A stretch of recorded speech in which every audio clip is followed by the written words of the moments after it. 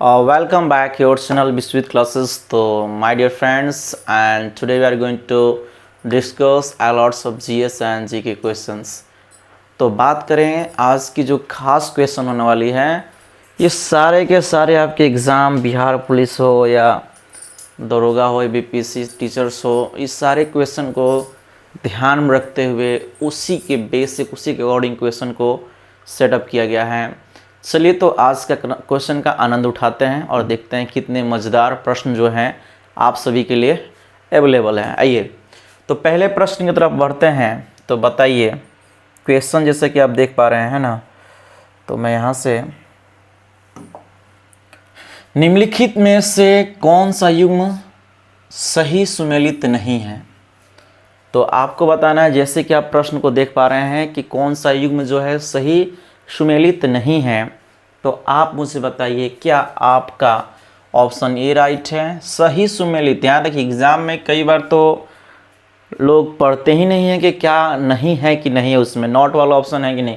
तो इसको ध्यान से पढ़िएगा, कर ऑलरेडी के सुमेलित नहीं है। तो आप बताइए ऑप्शन ए के साथ जाइएगा, बी के साथ जाइएगा, सी के साथ जाइएगा या डी या ई में जाइएगा, इनमें से कोई नहीं या उपयुक्त में से एक से अधिक। ये बीपीएससी का क्वेश्चन है और बीपीएससी ने इस क्वेश्चन को कई बार भी पूछा है और रिपीट भी किया है, ठीक है ना। तो इस क्वेश्चन का जवाब अब क्या होगा, इसका आंसर मुझे बताने का प्रयास करें, ठीक है। तो देखिए, तो मैं आपको बात बता दूं कि ऑप्शन अगर आप ए के साथ जा रहे हो तो बिल्कुल आपका जवाब जो है बिल्कुल गलत होगा। तो इसका राइट आंसर क्या होने वाला है, तो मैं आपको बता दूं, तो इसका राइट आंसर बी के साथ जाइएगा, ठीक है। किसके साथ? बी के साथ जाना है आपको, इसमें कोई डाउट नहीं है ना। तो चलिए उम्मीद करते हैं अब थोड़ी सी इस क्वेश्चन के बारे में एक्सप्लेनेशन को देख लेते हैं, क्या है क्या नहीं है, कहाँ तक सत्य है कहाँ तक असत्य है। हालांकि आंसर बिल्कुल सही है, फिर भी इसका एक एक्सप्लेनेशन को हम लोग देखते हैं, ठीक है ना, और आगे बढ़ते हैं।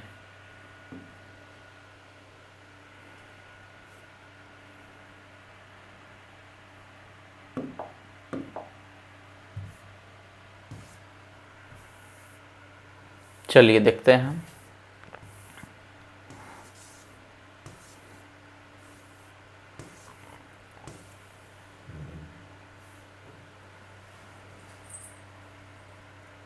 चलिए तो आपको स्पष्ट रूप से नज़र आ रहा होगा, ध्यान समझिएगा। रेटिनॉल जो है जिसकी मैं बात कर रहा हूँ, रेटिनॉल की मैं बात कर रहा हूँ, तो ये रेटिनॉल जो है आपका, ठीक है ना, जो विटामिन ए का ही रासायनिक नाम है और इसकी कमी से जो जेरोफ्लिनिया जो है ये रोग आपका होती है। इसके अलावा बात करें तो मैंने ऑप्शन के साथ जो गया था वह बेरी वाला ना था। तो देखिए यहाँ पर लिखा स्पष्ट रूप से कि बेरी जो बीमारी है विटामिन B1 यानी अर्थात कह सकते हैं थायमिन की कमी की वजह से होती है, ठीक है ना। और टेकोफेरॉल जो है विटामिन ई की कमी से होती है। तो स्पष्ट यहाँ से कुछ बातों को दिमाग में सेव कर लेना चाहिए, ठीक है ना। तो आज के अगले प्रश्न की तरफ बढ़ते हैं, ठीक है। और बताइए कि इसमें अगले क्वेश्चन जो है, चलिए हम लोग देखते हैं आज के अगले प्रश्न को, ठीक है। क्वेश्चन का कलेक्शन बहुत ही ज़बरदस्त मिलेगा आपको, मज़ा आ जाएगा, है ना। और एग्ज़ाम में तो कहिए मत, गर्दा मचाएगा ही, है ना। देखिए आज के अगले क्वेश्चन की तो बात करें तो निम्नलिखित में, ध्यान दीजिएगा, निम्नलिखित में कौन सी पार्टी या संगठन डॉक्टर अंबेडकर द्वारा स्थापित नहीं किया गया। ध्यान दीजिएगा, मैं बार बार क्यों कह रहा हूँ नहीं पे, आपको यहाँ फोकस करना होगा, नहीं तो कई बार आप सही प्रश्न का उत्तर जानते हुए भी गलती कर बैठते हैं, ठीक है ना। तो ऐसी गलती आपको दोहराना नहीं है, ठीक है। तो आप मुझे बताइए इसका क्या राइट आंसर होगा, क्या ऑप्शन ए के साथ जाइएगा, बी के साथ या सी के साथ या डी के साथ, ठीक है ना। तो पहला ऑप्शन जैसा कि आप देख पा रहे हैं दलित समाज शोषण मुक्ति मोर्चा मंच हो गया, समता सैनिक दल हो गया, स्वतंत्र मजदूर संघ हो गया, the Republican party of the India, ये हो गया। क्या आंसर होगा इसका, चलिए बताने का प्रयास करें। तो अगर इसमें इस प्रश्न के लिए अगर आपने जवाब दे रहे हैं ए के साथ जा रहे हैं तो बिल्कुल सही है, इसमें कोई डाउट नहीं है, यही आपका राइट आंसर हो जाएगा, ठीक है ना। चलिए हम इसको आगे बढ़ते हैं इसमें, है ना। तो देखिए थोड़ी सी इसके एक्सप्लेनेशन को भी हम लोग देख लेते हैं ध्यान में रखते हुए, है ना, ध्यान दीजिएगा। स्पष्ट आपको क्लीन, नीट एंड क्लीन दिखाई दे रहा होगा, उम्मीद करते हैं, ठीक है। तो देखिए कह रहा है कि दलित समाज शोषण मुक्ति मोर्चा मंच की स्थापना डॉक्टर भीमराव अंबेडकर द्वारा नहीं किया गया है। तो राइट आंसर आप समझ रहे हैं इसका यही था, ठीक है, इसमें कोई डाउट नहीं है। जहाँ तक बात करें इनकी रचनाओं के बारे में, अंबेडकर साहब की रचनाओं के बारे में बात करें तो 1920 में भी एक रचना क्या कहते हैं स्थापना हुई थी। किसकी हुई थी? तो all India depressed class and federation की स्थापना हुई थी, ठीक ना। उन्होंने ये भी एग्ज़ाम में ऑलरेडी बीपीएससी एग्ज़ाम में पूछा हुआ है ना, वही बहिष्कृत हितकारीन सभा का गठन किसके द्वारा किया गया था, है ना। तो ये जो है 1924 में आपके भीमराव अम्बेडकर द्वारा ही किया गया था, है ना।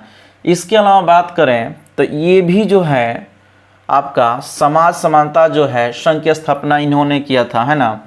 और 1942 की बात करें तो इन्होंने अनुसूचित जाति परिसंघ की स्थापना किए थे, है ना। तो इस प्रकार से आप देख सकते हैं इनकी कौन कौन सी महत्वपूर्ण जो है स्थापनाएं कौन कौन सी है जो एग्ज़ाम के लिए बहुत ही खास है। इसको एकदम दिमाग में सेव कर लीजिए, है ना। इसको कॉपी पेन के साथ बैठिए और इसको नोट डाउन कर लीजिए, ठीक है। तो ये सारी चीज़ें देख लीजिए यहाँ से। भारतीय रिपब्लिकन पार्टी एवं बौद्ध महासभा की स्थापना इन्होंने ही किया था, इसमें कोई डाउट नहीं है। इस चीज़ को आप याद कर लेना है, ठीक है ना। और इसको अच्छी तरह से देख लीजिए। आज के अगले प्रश्न की तरफ बढ़ते हैं। अगले प्रश्न के लिए आप लोग तैयार हो जाइए और जवाब देने के लिए तैयार हो जाइए कि इसका राइट आंसर क्या होगा, ठीक है। तो देखिए ये प्रश्न जैसा कि आप देख पा रहे हैं एक्साइज एसआई में पूछा हुआ क्वेश्चन है, उससे रिलेटेड क्वेश्चन है। संयुक्त राष्ट्र संघ, ध्यान दीजिएगा, संयुक्त राष्ट्र संघ दिवस कब मनाया जाता है? क्या 24 अक्टूबर ये आंसर होगा, बी होगा 22 अक्टूबर, सी होगा 21 दिसंबर, या डी होगा 22 नवंबर होगा? क्या आंसर इसका राइट होगा? इसमें एक बार मुझे कमेंट करके बताएं इसका राइट आंसर क्या होगा। आपको दिखाई दे रहा होगा स्पष्ट रूप से, ठीक है। तो बिल्कुल जो मेरे दोस्त अगर ऑप्शन डी के साथ जा रहे होंगे बिल्कुल गलत है, बी भी गलत है। आपका राइट आंसर होगा तो वो आपका आंसर हो जाएगा 24 अक्टूबर, इसका राइट आंसर हो जाएगा, इसमें कोई डाउट ही नहीं है, ठीक है। तो आज के अगले प्रश्न की तरफ हम लोग बढ़ते हैं, ठीक है, और देखते हैं आज के प्रश्न क्या खास है, ठीक है।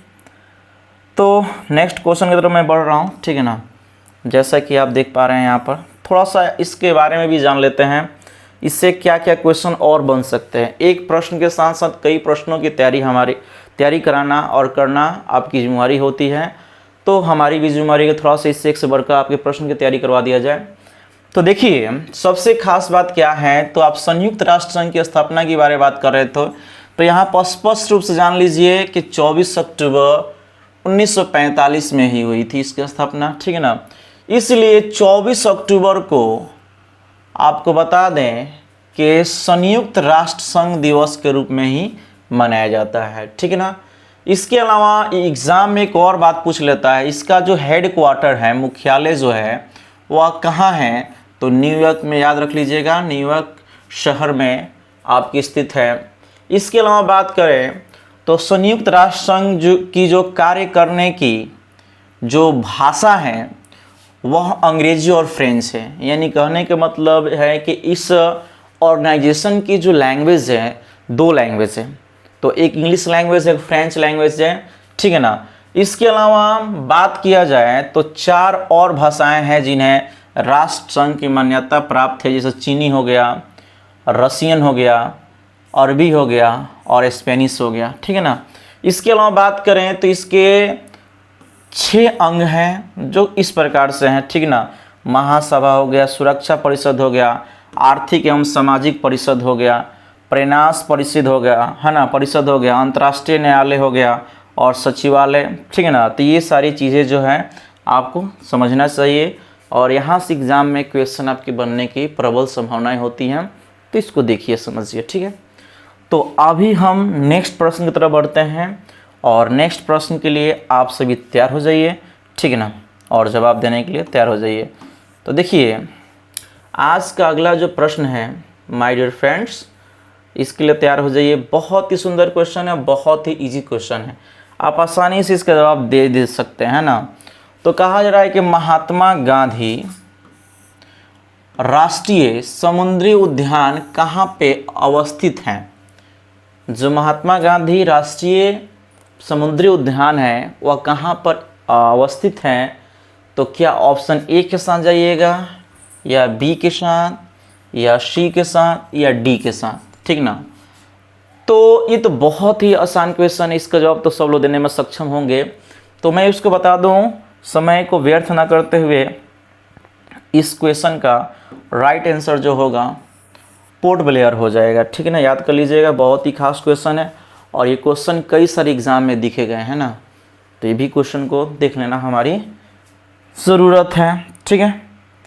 आइए नेक्स्ट क्वेश्चन की तरफ हम लोग बढ़ते हैं और नेक्स्ट प्रश्न क्या है, बहुत ही लाजवाब और शानदार क्वेश्चन है जिसका जवाब आपको देना है, ठीक है ना। तो देखिए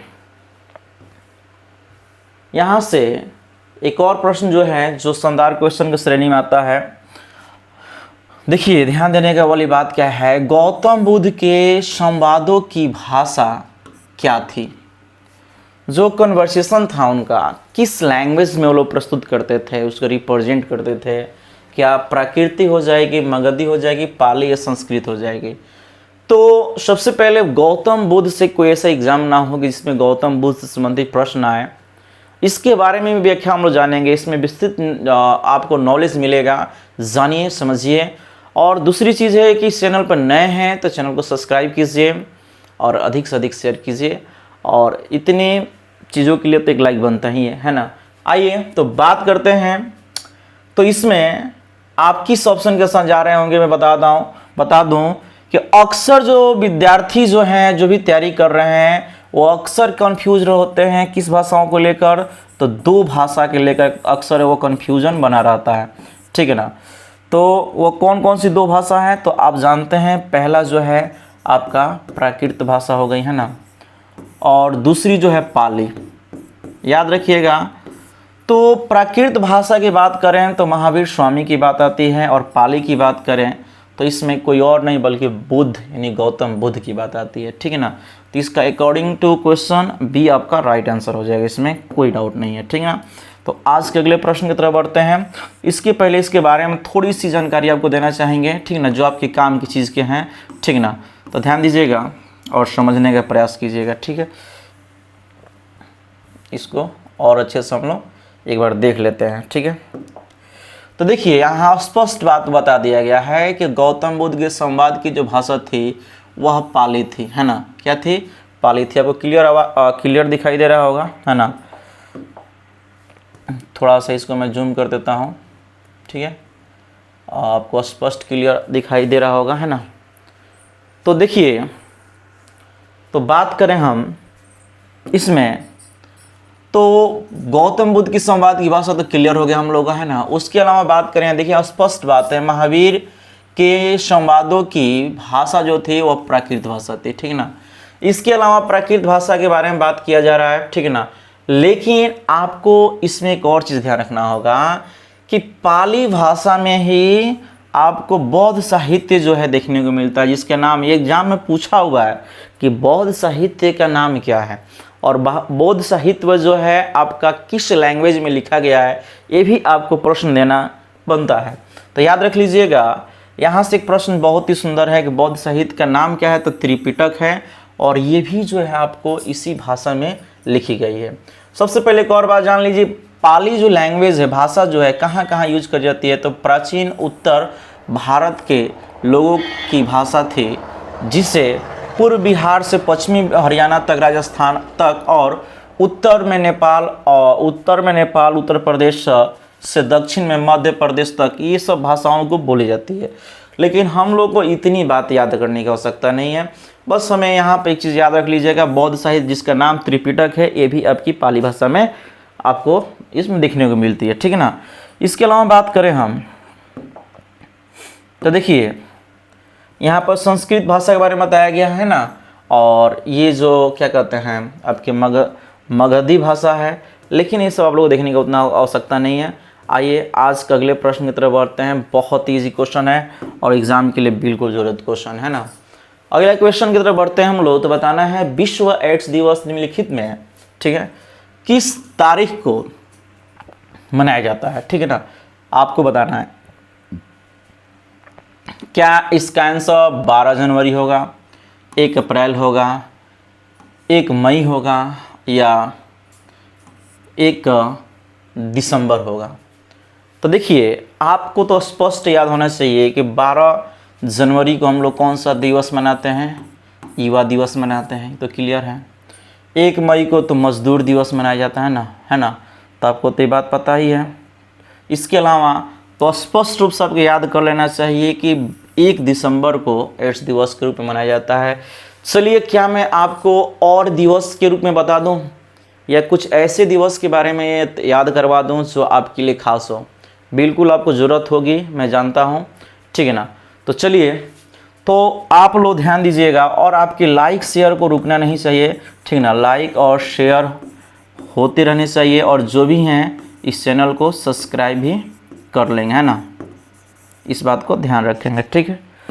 तो चलिए और इसके बारे में हम डिटेल में देखते हैं, समझते हैं क्या चीज़ है, ठीक है। और ये सारी चीज़ें आपको याद कर लेना बहुत ही ज़रूरी, एग्ज़ाम के लिए बहुत ही ज़रूरत है, इसमें कोई डाउट नहीं है। देखिए आप तो अच्छी तरह जानते हैं कि 1 मई को विश्व मजदूर दिवस मनाया जाता है, ठीक ना।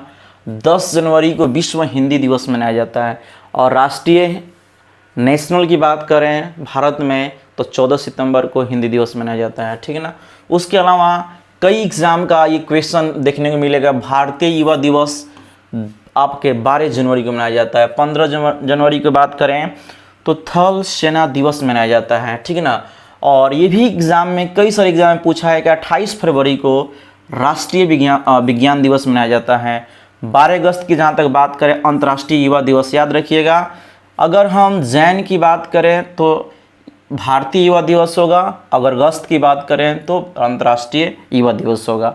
29 अगस्त की जहाँ तक बात करें तो याद रखिएगा राष्ट्रीय खेल दिवस के रूप में मनाया जाता है, और 14 सितंबर की में तो बात हुई थी, राष्ट्रीय हिंदी दिवस के रूप में मनाया जाता है, ठीक है ना। तो ये सारी बातें आपको स्पष्ट रूप से क्लियर होना चाहिए, ठीक है ना।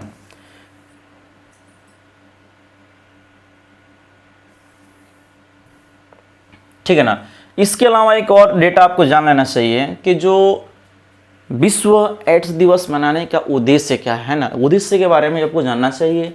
इसका उद्देश्य क्या है कि इस बीमारी के बारे में जागरूकता को बढ़ाना, बताना, है ना, और हर उम्र को लोगों को ये बात पता होना चाहिए इस बीमारी के बारे में।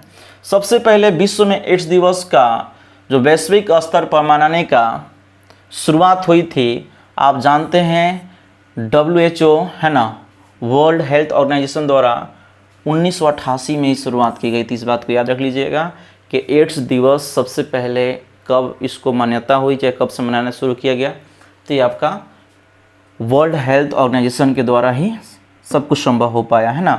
तो आज के अगले प्रश्न की तरफ बढ़ते हैं। आज के शानदार और जानदार प्रश्न क्या है, ध्यान दीजिएगा, ठीक है। एक मस्त प्रश्न है कि बंगाल का विभाजन, ध्यान दीजिएगा क्वेश्चन क्या है, क्वेश्चन बहुत ही मस्त है। बंगाल का विभाजन को रद्द किसने किया या किसके द्वारा किया गया, है ना। तो क्या लॉर्ड चैम्सफोर्ड द्वारा थे, है ना, लॉर्ड हार्डिंग सेकेंड द्वारा हुआ, या लॉर्ड कर्जन थे, या लॉर्ड मिंटो द्वारा हुआ था। ये जो क्वेश्चन है बहुत ही सुंदर क्वेश्चन है, और इसका जवाब देने का आप लोग प्रयास करें, है ना। तो बताइए क्या आंसर होगा, इसमें क्या आंसर होना चाहिए, ठीक है ना, बताइए ज़रा। तो क्या ऑप्शन ए के साथ जाइएगा, या बी, या सी, या डी के साथ, किसके साथ जाइएगा बताइए फटाफट। तो बताइए एक रद्द किया हुआ, आई मीन विभाजन हुआ है, उस विभाजन को रद्द करना कोई आसान काम नहीं है, बहुत ही हार्ड काम है। तो याद रखिए, हार्ड से होर्डिंग याद कर लीजिएगा। इस कार्य को सफल बनाने वाला कोई इंसान है तो वह है लॉर्ड हार्डिंग है, और इन्हीं के द्वारा यह कार्य जो है संपन्न हो पाया, सक्सेस हो पाया, है ना। इस बात को हम लोग को भूलना नहीं है, ठीक है। तो चलिए आज के अगले प्रश्न को देखते हैं, लेकिन उससे पहले कुछ खास बातें विभाजन से संबंधित हम लोग जान ले, जो अगले एग्जाम के लिए खासम खास होगा, है ना। तो देखिएगा और समझने का प्रयास कीजिएगा, है ना। तो ये जो समय था, लॉर्ड हार्डिंग द्वितीय जो थे, 1910 से लेकर 1916 का इनका कार्यकाल था। और विभाजन, जो बंगाल का विभाजन को रद्द करने की घोषणा इन्हीं के कार्यकाल में हुआ था। उसके पहले जान लीजिए कि लॉर्ड कर्जन ने 20 जुलाई 1905 को बंगाल की विभाजन की घोषणा किया था और 16 अक्टूबर 1905 को विभाजन, यानी कहने का मतलब इस विभाजन को, डेट को लागू कर दिया गया कि विभाजन होना तय है। इसी दिन पूरे बंगाल में शोक दिवस के रूप में मनाया गया। याद रखिएगा किस दिन, तो आपका डेट याद होना चाहिए। 16 अक्टूबर 1905 की बात हो रही है और हर 16 अक्टूबर को बंगाल, उस दिन तो पूरा दिन मनाया गया था, लेकिन इसे कौन से दिवस के रूप में मनाया गया, तो शोक दिवस के रूप में मनाया जाता है ना, मनाया भी गया। और बंगाल विभाजन के विरोध में एग्जाम में पूछा है कि भंग आंदोलन किससे संबंधित है। कई एग्जाम में क्वेश्चन पूछा गया है कि भंग आंदोलन जो है किससे संबंधित है। तो याद रखना हम लोग को बंगाल विभाजन। और बंगाल विभाजन हुआ कब, तो स्पष्ट बता सकते हैं कि 16 अक्टूबर 1905 की बात है और करने वाला कोई और नहीं, लॉर्ड कर्जन है, ठीक ना। हालांकि इस बात की वो जो घोषणा है, आपको बता दें 20 जुलाई 1905 की हुई थी, लेकिन आगे चलकर इसका विभाजन कर दिया गया और इसी विभाजन को रोका गया। किसके द्वारा, तो लॉर्ड हार्डिंग द्वितीय के द्वारा रोका गया, है ना। उसको रद्द कर दिया गया, रोकने वाली बात नहीं, रद्द कर दिया गया, ठीक है ना। और याद रखिएगा बंगाल विभाजन के विरोध में भंग आंदोलन को चलाया गया। इसके साथ बात करें तो इसमें स्वदेशी, बहुत ही खास क्वेश्चन है, स्वदेशी और बहिष्कार जैसे आंदोलन का जन्म हुआ। इस विभाजन के दौरान स्वदेशी आंदोलन का जन्म हुआ और बहिष्कार के, अंग्रेजों के जो भी चीज़ें हैं उसको बहिष्कार किया जाएगा, ठीक है ना। चाहे नीतियां हो, चाहे और भी चीज़ें हों, उसको बहिष्कार करना है। तो बहिष्कार आंदोलन इसी से जुड़ा हुआ है, ठीक है। तो देखिए आपको और भी कुछ बातें जान लेनी चाहिए, है ना। क्या जान लेना चाहिए, तो देखिए जानने वाली क्या क्या बातें हैं।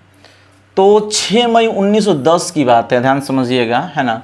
इसमें कहानी में ट्विस्ट क्या है, 6 मई 1910 की बात है कि जॉर्ज पंचम इंग्लैंड के सम्राट बने, ठीक है ना। और उनके मान सम्मान में 12 दिसंबर 1911 को दिल्ली में एक राज दरबार आयोजित किया गया था। याद रखिएगा, ये भी क्वेश्चन पूछा है बीपीएससी के शिक्षक एग्जाम में, ठीक ना। टीचर एग्जाम में पूछा हुआ है कि जो जॉर्ज पंचम इंग्लैंड के जो सम्राट जब बने तो उनका दरबार कहाँ किया गया था, ठीक ना, उसका टाइम क्या है। तो उनका दरबार जो है दिल्ली दरबार में उनको इस सारा चीज़ को अरेंजमेंट हुआ था। और यह समय जो है 12 दिसंबर 1911 की बात है। और उस समय की मैं बात करूं, जो वायसराय थे कोई और नहीं, लॉर्ड हार्डिंग द्वितीय थे। घबराइए मत, अभी आपको साइंस का भी प्रश्न मिलेंगे। इसके बाद जो है साइंस के सारे प्रश्न हम लोग करने वाले हैं। एक एक चीज़ को देखिए, ठीक है ना। Revision is the key of success. तो याद रखिए रिवीजन बहुत ही ज़रूरी है, इसमें कोई डाउट नहीं है, ठीक है ना। तो बात करते हैं, तो देखिए इस तो बात समझ में आ गया कि उस समय सम्राट कौन था। ये भी पूछ सकता है कि जब क्या कर सकते, दिल्ली दरबार हुआ था जब जॉर्ज पंचम आए थे, तो उस समय भारत का वायसराय कौन था, तो और कोई नहीं थे, हार्डिंग थे, द्वितीय हार्डिंग थे, ठीक ना। और उनकी ओर से बंगाल विभाजन को रद्द करने की घोषणा की। सम्राट नहीं, हालांकि सम्राट नहीं किया था, लेकिन कार्यकाल वायसराय आपके हार्डिंग साहब थे, ठीक ना। इसी समय 1911 की बात करें तो भारत की राजधानी कोलकाता से हटाकर दिल्ली बनाने की घोषणा की गई। देखिए सबसे बड़ी खास चीज़ है।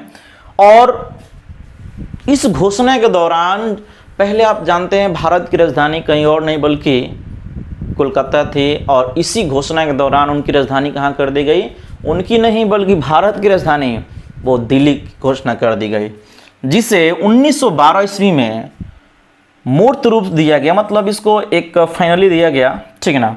इसके अलावा बात करें हम लोग तो देखिए इसके अलावा क्या क्या बातें हैं, और दो बातें समझ लीजिए जो खास है आपके लिए।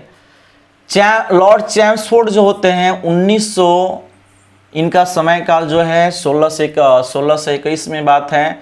इन्हें भारत का वायसराय के रूप में इन्होंने सेवा की है या पद पर रहे। इनके दौरान खास बात होती है कि 1916 में एक क्वेश्चन पूछा जाता है कि पूना पैक्ट कब लागू हुआ या पूना पैक्ट कब हुआ, तो 1916 में, याद कर लीजिएगा। इसकी पीछे कारण क्या है, तो लखनऊ में कांग्रेस और मुस्लिम लीग के अधिवेशन के साथ साथ हुए, है ना, अर्थात कहने का मतलब दोनों एक साथ हुए, और इसी समय कांग्रेस और मुस्लिम लीग में राजनीतिक समझौता हुआ। यानी कहने का मतलब ये जो समझौता है, इसी समझौता को लखनऊ पैक्ट के नाम से भी जाना जाता है ना, इस बात को याद रखिएगा। जिसकी अध्यक्षता की बात करें तो RC मजमूदार ने की थी, है ना, इस बात को याद रखिएगा। इसके अलावा एक और चीज़ है, बाल गंगाधर तिलक एवं एनी बेसेंट जो हैं उस समय की बात करें तो वो 1916 ही के बात है। इन्होंने होम रूल का स्थापना किया था, ठीक है ना। ये सारी बातें आपको लिए बहुत ही खास है और जानकारी के लायक हैं, ठीक है। तो हंसते रहिए, मुस्कुराते रहिए और आनंद लेते रहिए। आनंद, अगर आपको ड्रीम है, आप सोच लिए हैं कि हमें सिलेक्शन लेना है, तो ये क्लास आपके लिए बहुत ही शानदार काम करने वाली है, ज़बरदस्त काम करने वाली है, ठीक है ना। तो आइए, थकिए मत, अभी जंग जारी है मेरे दोस्त। और जब तक, मैं बार बार कहता हूँ, कभी कभी कह लेता हूँ, जब तक वर्दी ना हो तो हाथों में हल्दी लगाने से कोई फ़ायदे नहीं है। तो पहले वर्दी, फिर उसके बाद आप जानते हैं। आइए, तो आज के अगले प्रश्न को देखते हैं और बताने का प्रयास करें कि क्या आंसर होगा। बहुत ही सुंदर क्वेश्चन है, जैसा कि आप देख पा रहे हैं कि फ्रंटियर गांधी किसे कहा जाता है ना। फ्रंटियर गांधी किसे कहा जाता है? क्या राजीव गांधी होंगे, या लियाकत अली खान होंगे, राम मनोहर लोहिया होंगे, या खान अब्दुल गफर खां होंगे? क्या आंसर होगा? इस चारों में क्या आंसर होगा? तो आपको बता दें, इसका आप बहुत इजी क्वेश्चन है और इसका राइट आंसर क्या हो जाएगा? बी के साथ जाइएगा, ठीक है ना, इसमें कोई डाउट नहीं है, ठीक है। चलिए, तो थोड़ा सा और इनके बारे में थोड़ा जान लेते हैं, ठीक है ना, और जितने भी उपनाम हैं उनके बारे में भी जान लेते हैं, ठीक है। तो देखिए, जो उपनाम हैं उनके बारे में भी अच्छे से हम लोग जान लेते हैं, ठीक है ना। तो देखिए, यहाँ स्पष्ट रूप से आपको जान लेना चाहिए कि अब्दुल गफर खां को ही फ्रंटियर गांधी या सीमांत गांधी के उपनाम से या नाम से जाना जाता है, ठीक ना। इसके अलावा कुछ प्रमुख व्यक्ति हैं, भगत सिंह को शहीद आजम, वल्लभ भाई पटेल को लौह पुरुष सरदार के उपाधि दी गई है, रविंद्रनाथ टैगोर को गुरुदेव की उपाधि दी गई है, लाला लाजपत राय को पंजाब केसरी लाला जी के नाम से जाना गया है, ठीक है ना, इसमें कोई डाउट नहीं है। इसके अलावा बात करें, गांधी जी को राष्ट्रपिता, है ना, और याद होगा कि गांधी जी ने ही विश्व गुरु का नाम दिया था और उन्होंने ही और राष्ट्रपिता कहा था, किसने? रविंद्रनाथ टैगोर। और सरोजिनी नायडू की जहाँ तक बात करें तो भारत की कोकिला जो है, नाइटिंगेल ऑफ इंडिया जो है, ये कोई और नहीं, सरोजिनी नायडू हैं। तो ये सारे के सारे जो उपनाम हैं ये बहुत ही काम का है, इसे लिखिए और याद कर लीजिए। याद है तो बहुत ही सुंदर, अच्छी बात है। आगे बढ़ते हैं, ठीक है। इसके अलावा भी कुछ लोगों को हम नाम बताना चाहेंगे जो आपके एग्ज़ाम के लिए खास होगा, ठीक है ना। देख सकते हैं सारे लोग जो हैं यहाँ पर एक से बढ़कर एक हैं और इनका नाम जानना जरूरी है। श्री कृष्ण सिंह को बिहार केसरी कहा गया है, ठीक है ना। अनुग्रह नारायण सिंह को बिहार विभूति के नाम से जाना जाता है। राजेंद्र प्रसाद को देश रत्न या आज़ाद शत्रु, एग्जाम में एक क्वेश्चन कई बार पूछा गया है, कई जगह, आज़ाद शत्रु के नाम से कौन जाना जाता है, ठीक है ना।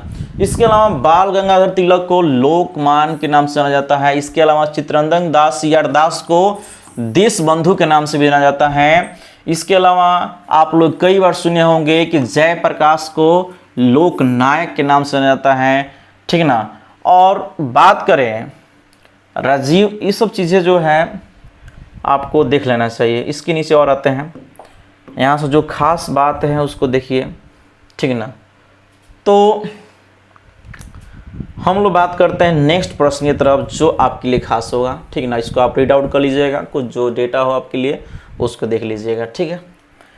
तो बात करें जो निम्न में से कौन सी प्रार्थना समाज की मांग नहीं है। देखिए ध्यान दीजिएगा, दरोगा की एग्जाम में ना, ध्यान दीजिएगा, ये नहीं वाला शब्द जो है अक्सर आपको दिखता होगा।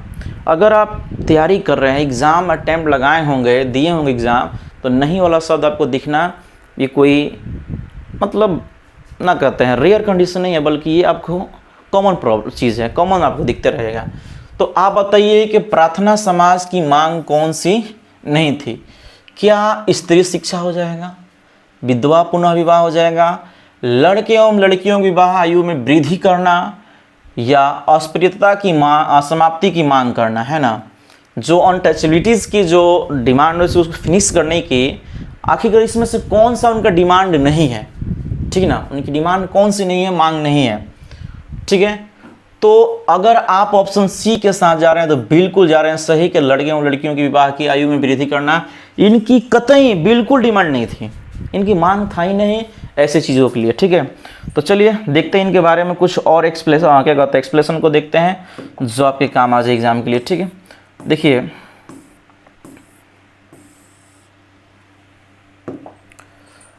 इसको वीडियो को थोड़ा सा स्किप कर भी देख सकते हैं, और लाइक से तो रुकना नहीं चाहिए। नए हैं तो चैनल को सब्सक्राइब कर लीजिएगा, ताकि आप चाहते हो कि आपका सपना पूरा हो, तो इसमें मेरा छोटा सा एक योगदान कह सकते हैं, ठीक है। आइए तो देखते हैं इसमें कुछ बातें प्रार्थना समाज के बारे में, और कोई ऐसा एग्ज़ाम ना हो जहाँ पे ये चीज़ क्वेश्चन आपको प्रार्थना समाज, आर्य समाज न दिखाई दे, ठीक है ना। इसके बारे में जानिए, समझिए। तो देखिए प्रार्थना समाज की मांग तो आप लोग क्लियर हो गया है कि ये चीज़ नहीं थी, यहाँ पर स्पष्ट रूप से कहा गया है ना, तो इसको हटा देते हैं। इसकी स्थापना आपको याद कर लेना चाहिए 1867 में, और इसका जो स्थापना करने वाला जो था वो कौन था, डॉक्टर आत्माराम पांडुरंग, और ये कहाँ किया गया था, मुंबई में किया गया था, ठीक है ना। उसके अलावा केशव चंद्र सेन की प्रेरणा से ही प्रार्थना समाज की स्थापना किए गए, है ना। और 1800 यानी कहा जाए 69 में महादेव गोविंद रनाडे प्रार्थना समाज के सदस्य बने थे, ठीक है ना। याद रखिएगा, महादेव गोविंद रनाडे जो हैं इस समाज के क्या बने थे, एक सदस्य बने थे, मेंबर बने थे। इस समाज को प्रसिद्धि दिलाने का कार्य महादेव गोविंद रनाडे का ही है, इसमें कोई शक नहीं है कि प्रार्थना समाज की जो प्रसिद्धि मिली, ये प्रसिद्धि जो है किसी और की नहीं बल्कि महादेव गोविंद रनाडे की है ना। इसके अलावा बात करें, देखिए कुछ बातें आपको जान लेना चाहिए और जो एग्जाम के लिए खासम खास है। प्रार्थना समाज में एक चीज़ देखा गया है, क्या देखा गया है, प्रार्थना समाज में देखा गया एकेश्वरवाद पर जोर दिया गया। हिंदू समाज में व्याप्त भ्रष्टाचार के विरुद्ध आवाज़ उठाई गई थी, यानी एक एकेश्वरवाद, और साथ साथ में जो हिंदू समाज में भ्रष्टाचार था, करप्शन था, उस चीज़ पर इन्होंने आवाज़ किया, इसमें कोई डाउट नहीं है। इन्होंने एक और काम किया था, बाल विवाह जो है, प्रथा, पर्दा प्रथा है, जो बहु विवाह है, जाति पाति हम जिसे कहते हैं, इस सब का विरोध किया था, बहुत ही खास चीज़ है। और स्त्री शिक्षा के लिए, विधवा पुनर्विवाह के लिए इन्होंने इसको क्या किया, प्रोत्साहित किया कि नहीं ऐसा होना चाहिए, उनका भी अधिकार है, उनका भी जीने का अधिकार है, इन्हें मौका देना चाहिए। देखिए कितना बेहतरीन काम किया था लोग ये प्रार्थना समाज वाले। एक बार सभी लोग कमेंट कर बताएंगे प्रार्थना समाज का स्थापना कब हुआ और किसके द्वारा संभव हुआ और कहाँ हुआ, एक कमेंट कर बताना चाहिए, क्योंकि कमेंट करने के बाद चीज़ें दिमाग में सेव हो जाएगी, इसमें कोई डाउट नहीं है। इसके अलावा बात करें तो महादेव गोविंद रनाडे जो हैं शिक्षा के प्रसार के लिए उन्होंने 1884 की मैं बात कर रहा हूँ, पुणे में, है ना, डेक्कन एजुकेशनल सोसाइटी की स्थापना किया था। एग्जाम में आपसे पूछ लिया जाएगा कि इस सोसाइटी की स्थापना किसने किया था, तो कोई और नहीं है, रनाडे हैं। और कहाँ है, पुणे। पुणे समझते हैं कि पुणे कहाँ है, ठीक है ना। समय भी आपको देख लीजिएगा, ठीक है। तो आज के अगले प्रश्न की तरफ बढ़ते हैं, समय को ध्यान में रखते हुए, ठीक है। चलिए एक हिस्ट्री के क्वेश्चन है, जो आपके एशियंट हिस्ट्री के क्वेश्चन, बहुत प्यारा सा क्वेश्चन है। हड़प्पा स्थल किस नदी पर स्थित है? क्या सरस्वती हो सकता है ना, ब्यास हो सकता है, सिंधु हो सकता है, या रावी नदी हो सकता है, ठीक है ना। क्या आंसर होगा, देख आपको क्वेश्चन स्पष्ट रूप से दिखाई दे रहा होगा, ठीक है ना। तो इसका क्या आंसर, राइट आंसर होगा बताइए फर्स्ट मोमेंट में, ठीक है। तो बिल्कुल आप जाइए, तो मैं बता रहा हूँ कि इसका रावी बिल्कुल राइट आंसर होगा, इसमें कोई डाउट नहीं है। लेकिन हमेशा कैंडिडेट जो हैं वो कंफ्यूज रहते हैं सिंधु के लेकर, तो आपको स्पष्ट बता दूं कि इसका राइट आंसर सिंधु नहीं होगा। क्या आप मुझे कमेंट करके बता सकते हैं कि रावी नदी का प्राचीन नाम क्या है? रावी, ठीक है ना, जो रावी नदी है इसका प्राचीन नाम क्या है? प्राचीन नाम, ठीक है ना, प्राचीन नाम बताने के प्रयास करेंगे, ठीक है। तो बताइए, और मैं आगे बढ़ता हूँ, इसके बारे में कुछ जान लीजिए, बहुत ही खास चीज़ है, ठीक है, और आपके काम की चीज़ है। स्पष्ट दिखाई दे रहा होगा, है ना। तो देखिए, हड़प्पा स्थल पंजाब प्रांत यानी पाकिस्तान, आप आज के समय में ध्यान रखिएगा, रावी नदी के तट पर स्थित है, इसमें कोई डाउट नहीं है, स्पष्ट रूप से क्लियर हो रहा होगा इस बात को, ठीक है ना। हड़प्पा स्थल का खोज दयाराम साहनी, एग्जाम में ऑलरेडी पूछा हुआ बात है कि हड़प्पा स्थल खोज किसने किया? तो दयाराम साहनी ने किया था, ठीक है ना। इसके अलावा बात करें तो इसी स्थल का नाम हड़प्पा सभ्यता भी कहते हैं, या हड़प्पा सभ्यता के नाम से भी जानते हैं, ठीक है ना। और इस सभ्यता से बात करें, स्थल से जो अनंगार हैं या बैलगाड़ी आदि की प्राप्त हुआ, जो अनाज जिसे कहते हैं कि जो भंडारण है यहाँ से देखने को मिलता है, बैलगाड़ी के साक्ष्य प्राप्त होते हैं। इसके अलावा सभ्यता के 6 नगरों में से यह जो एक नगर जो है हड़प्पा भी, इसमें कोई डाउट नहीं है, ठीक है ना। सिंधु सभ्यता को आद्य ऐतिहासिक एवं कांस्ययुग सभ्यता के नाम से जानते हैं, एग्जाम में ऑलरेडी बातें पूछा गया है, इस चीज़ को याद रख लीजिएगा। मैं जो बता रहा हूँ वो काम की चीज़ें हैं, ठीक है ना, इस चीज़ को याद रखिए, ठीक है ना। इसके अलावा ये वाली बात याद रख लीजिएगा, ठीक है ना। इसके अलावा बात करें तो एक और लाइन में समझ लीजिएगा, क्या समझना है आपको, मैं इसको थोड़ा ऊपर करता हूँ आपको दिखाई दे, ठीक है ना। ध्यान दीजिएगा, हड़प्पा शहर का अधिकांश भाग की खोज जो है रेलवे लाइन के निर्माण के दौरान ही हुआ था, है ना। इसके अलावा सिंधु नदी के बारे में थोड़ी जानकारी ले लीजिए। सिंधु नदी जो है सिंधु घाटी सभ्यता में अनेक जो है बस्तियां हैं जो सरस्वती नदी के किनारे जो बसे हुए हैं, इसका प्रमाण स्पष्ट रूप से मिलता है। वैदिक ग्रंथों में सरस्वती नदी को राजस्थान की नदी भी कहा गया है। कौन से ग्रंथ में? तो वैदिक ग्रंथों की बात कर रहा हूँ। सरस्वती नदी को इसकी श्रेष्ठता के कारण नदियों की माँ यानी नदीत्मा कहा जाता है, याद रखिएगा, नदियों की माँ कहा जाता है। किसके लिए जी? इस इतनी श्रेष्ठता थी इसकी वजह से, ठीक है ना। इसके अलावा बात करें तो इसमें कई सारे कारण आप लोग जान लीजिएगा, लेकिन हम लोग बात करते हैं कि एग्जाम के लिए क्या मैटर इसमें करता है, क्या चीज़ और जान लेना चाहिए, ठीक है ना। चलिए आज के अगले प्रश्न की तरफ बढ़ते हैं। देखिए, बहुत ही क्वेश्चन जो आप देख रहे हैं ना, ये क्वेश्चन अगर नहीं जानते तो जान लेना चाहिए, ठीक है। क्यों जान लेना चाहिए? तो चिमनी से जो धुआं किस सिद्धांत से बाहर निकलता है?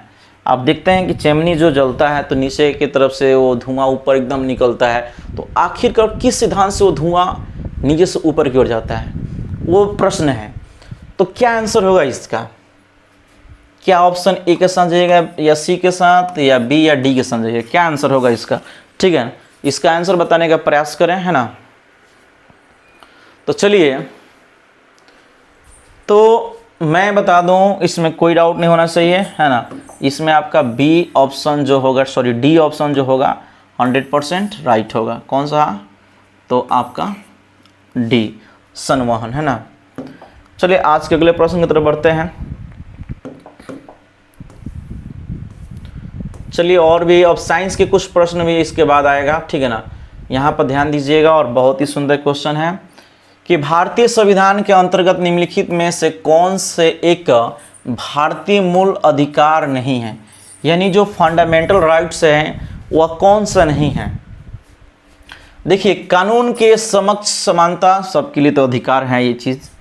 अगला है अपना शिक्षण संस्था बनाने का प्रतिबंध, ये शिक्षा का अधिकार में ये बात गलत है। अगर यहाँ पर प्रतिबंध जो वर्ड जोड़ दिया गया है, इस वजह से इसमें पूछ रहा था नहीं, तो आपका प्रतिबंध वाला ही शब्द सही हो जाए। फिर भी देखते हैं, धर्म की स्वतंत्रता आप जानते हैं कि धर्म की यहाँ पर स्वतंत्रता है, लेकिन किस अनुच्छेद में है, आप मुझे कमेंट करें। या आपसे भी क्वेश्चन पूछा जा सकता है कि भाषण देने की, बोलने की जो आज़ादी है, ये किस अनुच्छेद में इसकी चर्चा की गई है। तो इसको भी हम लोग जानते हैं और समझते हैं, ठीक है ना। तो इसका राइट आंसर कोई और नहीं बल्कि बी हो जाएगा, इसमें नो डाउट है। और आगे बढ़ते हैं शानदार तरीके में, शानदार मजेदार तरीके में, और समझने का प्रयास करते हैं, ठीक है। तो देखिए यहाँ पर कुछ बातें समझ लेना जरूरी है। ये तो बात क्लियर हो चुका है कि इसमें आप कोई और नहीं, बी के साथ जाएंगे हम लोग। भारतीय संविधान में मौलिक अधिकार अमेरिका से लिया गया। पहली बात याद रखिएगा, जो फंडामेंटल राइट्स है वो कहाँ से लिए गए हैं, तो अमेरिका से लिया गया है। अगर हम पूछे किस भाग में है, तो भाग 3 में है। और आर्टिकल की बात करें तो याद रखिएगा आपकी 12 से लेकर, है ना, कहाँ से 12 से लेकर 35 तक जो है आपके अनुच्छेद में सिर्फ आपके फंडामेंटल राइट्स के बारे में बताया गया है। कुछ राइट्स को हम अभी जानेंगे और याद भी करेंगे, समझेंगे भी, ठीक है ना, ताकि अगले जब क्लास लिए जाए तो उससे क्वेश्चन मिलेंगे और उसका जवाब स्पष्ट रूप से आप देने में सक्षम हो जाए, है ना। तो बात करते हैं और समझते हैं, कुछ राइट्स के बारे में देखते हैं कि कौन कौन से राइट्स हमें हैं, ठीक है ना। तो देखिएगा, पहला जो है समानता का अधिकार जो है आर्टिकल 14 से 18 के इस चीज़ का माने प्रमाण देता है, प्रमाण के अधिकार देता है। और स्वतंत्रता का जो अधिकार है 19 से, इसी में आपका जो राइट टू स्पीक का जो आपका राइट है इसमें देखने को मिलता है ना। तो 19 से लेकर 22 तक आपका स्वतंत्रता का अधिकार है। शोषण के विरुद्ध अधिकार की बात करें तो 23 से 24 है। और धार्मिक स्वतंत्रता का अधिकार जो है 25 से 28 तक है। अगर बात करें संस्कृति शिक्षा का अधिकार जो है 29 से 30 तक देखने को मिलता है। और सैद्धांतिक उपचारों का अधिकार, ये जो क्वेश्चन है याद रख लीजिएगा, आर्टिकल 32 कहता है ना। लेकिन एक और बात याद रखना होगा कि 44वें संविधान संशोधन के दौरान 1978 की बात है, याद रखिएगा कि क्या चीज़ याद करना होगा, के दौरान संपत्ति का अधिकार को विधिक अधिकार के रूप में प्रदान किया गया, लेकिन उसे क्या कर दिया गया, ध्यान दीजिएगा, उसे अनुच्छेद 300A में जोड़ दिया गया, यानी उसको हटाकर कहाँ जोड़ दिया गया, 300 इसमें लाकर जोड़ दिया गया, ठीक है ना। इसके अलावा हम बात करें, कुछ बातें यहाँ से और जान लेना आपको चाहिए, ठीक है ना। क्या जानना चाहिए, ध्यान दीजिए। ये सारे अधिकार मैं बता रहा था, कानून जो है आपके किस में, डायरेक्ट मैं बात करूँ तो कानून के समक्ष समानता का अधिकार 14 आपको देता है। धर्म की बात करें तो 25 देता है। भाषण देने की आज़ादी जो है आपको 19 देता है, इसमें कोई डाउट नहीं है, ठीक है ना। चलिए आज से अगले प्रश्न को हम लोग देखते हैं और समझते हैं क्या क्वेश्चन है। अब साइंस की बात आ गई है और साइंस आपको स्पष्ट रूप से दिखाई दे रहा होगा, इसमें कोई डाउट नहीं है, ठीक है ना। तो बताइए दाब की इकाई क्या है, बताइए इसमें क्या होगा, दाब की इकाई क्या होगा। ऑप्शन ई के साथ जाइएगा, बी सी डी और ई। आप देख रहे हैं बीपीएससी के क्वेश्चन और बीपीएससी में ऑप्शन आपको मिलते हैं, अच्छे खासे 5 ऑप्शन मिलते हैं, इसमें कोई डाउट नहीं है, ठीक है ना। तो बताइए, आप जैसे कि देख पा रहे हैं बीपीएससी का ये 64 बीपीएससी का प्री एग्ज़ाम 2018 में जो हुआ था उस समय के क्वेश्चन है। तो अगर जा रहे हैं ऑप्शन ए के साथ तो बिल्कुल सही जा रहे हैं, इसमें कोई डाउट नहीं है, ऑप्शन ए राइट हो जाएगा, बिल्कुल राइट हो जाएगा, ठीक है ना। चलिए आज के अगले प्रश्न की तरफ बात करेंगे माय डियर फ्रेंड्स। तो देखिए लाइक से रुकना नहीं चाहिए, है ना। और जो नए हैं चैनल को सब्सक्राइब कर लीजिए, अधिक से अधिक शेयर करना बनता है, ठीक है। आज से अगले प्रश्न की बात करें तो बहुत ही सुंदर और ज़बरदस्त क्वेश्चन है। 1 माइक्रोन किसके बराबर होता है, ध्यान दीजिएगा, 1 माइक्रोन किसके बराबर होता है। ऑप्शन ए होगा, बी होगा, सी होगा, डी होगा, क्या होगा इसका राइट आंसर, ठीक है ना। स्पष्ट बताइए मुझे। तो चलिए आप अगर जा रहे हैं सी ऑप्शन के साथ तो कोई डाउट नहीं, बिल्कुल सही है। तो चलिए आज की प्रश्न को देखते हैं और बताइए नेक्स्ट क्वेश्चन का आंसर क्या होगा, ठीक है। देखिए बहुत ही सुंदर क्वेश्चन है और पूछ रहा है कि निम्नलिखित में से, ध्यान दीजिएगा, निम्नलिखित में से किस राशि का मात्रक नहीं होता है। कौन ऐसी राशि है जिसका ए सही मात्रक होता ही नहीं है ना। तो क्या आंसर होगा इसका, क्या प्रतिबल होगा, बल होगा, या विकृत होगा, विकृति होगा, या दाब होगा, या इनमें से एक अधिक क्वेश्चन है, या इनमें से कोई नहीं होगा। ये बीपीएससी 65 की है क्वेश्चन, है ना। और चलिए बताने का प्रयास करें क्या आंसर होगा। तो बिल्कुल आप सी के साथ जा रहे होंगे मुझे उम्मीद है, और ये बिल्कुल सही भी है, ठीक है ना। चलिए तो आज के अगले प्रश्न की बात करते हैं हम लोग। बहुत ही सुंदर क्वेश्चन है जैसा कि आप देख पा रहे हैं यहाँ से, ठीक है ना। तो क्या सुंदर क्वेश्चन है उसको हम देखते हैं। तो कह रहा है आर्द्रता, सुनिएगा, आर्द्रता किस उपकरण से मापी जाती है। मैं बताऊं तो अक्सर कई सारे कैंडिडेट को मैंने देखा है टेस्ट लेते हुए भी और डिस्कशन समय भी देखा है कि कंफ्यूजन उनमें रहता है हाइड्रोमीटर को लेकर और हाइग्रोमीटर को लेकर। तो कंफ्यूजन नहीं होना चाहिए आप लोगों में। आर्द्रता की जो माप होती है हाइग्रोमीटर से ही होती है, इसमें कोई डाउट नहीं होना चाहिए। ये 64 का ही क्वेश्चन है, ठीक है ना। आज के अगले प्रश्न की बात करें तो ध्यान दीजिएगा, बहुत ही सुंदर क्वेश्चन है ना। और बताइए क्या इसका राइट आंसर होगा, ठीक है। ध्यान दीजिएगा, गति को सर्वप्रथम किसने परिभाषित किया था, ठीक है। गैलीलियो साहब हैं, न्यूटन साहब हैं, या केपलर हैं, या टॉलमी हैं। क्या आंसर राइट होगा, या इनमें से उपयुक्त में से कोई नहीं, या एक से अधिक राइट आंसर होगा। और ये आपका री एग्ज़ाम जो हुआ था 67 का बीपीएससी का, तब का प्रश्न है, और आप इसका जवाब देने का प्रयास करेंगे, ठीक ना। मैं जानता हूं कि इस प्रश्न में भी आप कंफ्यूज हो रहे होंगे ए ऑप्शन को लेकर और बी ऑप्शन को लेकर, ये दोनों में क्या राइट आंसर हो सकता है। तो कोई कंफ्यूजन नहीं रहना चाहिए। सर्वप्रथम की बात करें तो गैलीलियो साहब इसमें राइट आंसर हो जाएंगे। हमारे जो आयोग है इसका राइट आंसर जो है आपका गैलीलियो नहीं दिया, माने गैलीलियो ऑप्शन ए के साथ ही गए हैं, ठीक है। तो आज के लिए प्रश्न को देखते हैं, ठीक है। अब ज़्यादा समय नहीं लेंगे आप लोगों का, है ना। देखिएगा, बहुत प्यारा सा क्वेश्चन है। बल गुणनफल है, बल बराबर क्या होता है, फोर्स बराबर, है ना। तो आप याद कीजिए, पढ़े होंगे इस प्रकार से, ठीक है ना, कि F बराबर m गुने ए होता है। m का मतलब यहाँ पे क्या हुआ, आपका द्रव्यमान हो गया, और a का मतलब क्या हो गया, त्वरण हो गया, ठीक है ना। ये क्रॉस नहीं है बल्कि मल्टीप्लाई का चिन्ह है। तो इसका राइट आंसर क्या हो जाएगा, बी राइट आंसर हो जाएगा, इसमें कोई डाउट नहीं है। चलिए आज के अगले प्रश्न की तरफ बढ़ते हैं, ठीक है।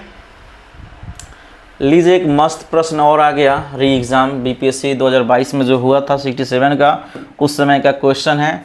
वॉशिंग मशीन का जो कार्यकारी सिद्धांत है, जो वॉशिंग मशीन जो है किस सिद्धांत पर कार्य करती है, ये बताना है। वॉशिंग मशीन जो है किस सिद्धांत पर कार्य करती है, इस प्रश्न का जवाब आपको देना है। तो क्या ये ऑप्शन ए होगा, विपरीत प्रसरण हो जाएगा, प्रसार होगा, या अपकेंद्रण होगा, अपवहन होगा, या इनमें से उपयुक्त में से एक से अधिक कोई नहीं, और उपयुक्त में से एक से अधिक प्रश्न के उत्तर होंगे, क्या आंसर होगा। तो देखिए आपको मैं स्पष्ट बता दूं कि जो ऑप्शन सी के साथ जा रहे होंगे अपकेंद्रण, वो बिल्कुल राइट आंसर हो जाएंगे। इसमें कोई सिद्धांत, कोई टेंशन नहीं है, और इसका राइट आंसर ये हो जाएगा। चलिए लाइक शेयर और सब्सक्राइब भूलना नहीं चाहिए, ठीक है ना, इसी प्रकार का।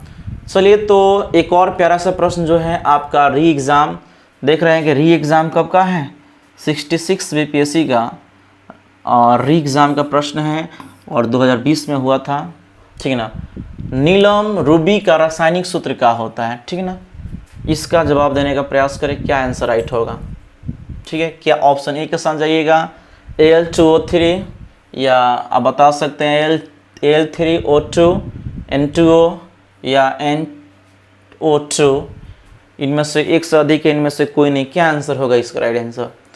तो जो मैं बता दूं कि ऑप्शन ए के साथ जा रहे हैं, कोई शक नहीं है, बिल्कुल राइट आंसर होंगे, ठीक है ना, और राइट आंसर है भी। आइए तो आज के अगले प्रश्न की बात मैं करूं तो चलिए आज के लास्ट प्रश्न होंगे, है ना।